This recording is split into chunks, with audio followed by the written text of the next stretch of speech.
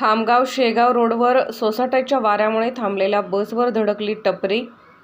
बुलढाणा जिल्ह्यातील खामगाव येथे गेल्या तासाभरापासून सोसाट्याच्या वाऱ्यासह जोरदार पाऊस झाला आहे। तर धुळे शेगाव ही बस खामगाव येथून शेगावकडे जात असताना अचानक जोरदार वादळी वारा आल्यामुळे चालकाने बस रस्त्याच्या कडेला उभी केली होती।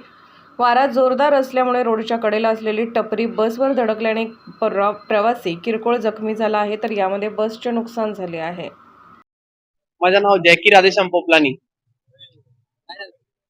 आम्ही खामगावहून निघालो शेगावच्या दिशेने।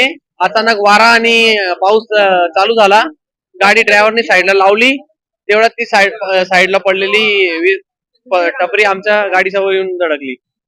कुठून कुठे चालले ते बस? धुळ्याहून शेगाव, धुळे ते शेगाव। किती वाजता निघाले? धुळ्यावरनं 12:30 वाजता। कशा प्रकारचा पाऊस सुरू होता?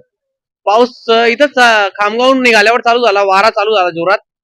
मग ड्रायव्हरनी साईडला गाडी लावली, तेव्हा ती टपरी खालून येऊन गाडीवर आदळली। त्यामध्ये कोणी काही नाही, प्रवाशांना काही कोणाला लागलेलं नाही। एक प्रवाशाला थोडस किरकोळ दुखापत झाली होती। ते बाबा म्हणे मी जातो म्हणे, दुसऱ्या गाडीत गेले ते बाबा।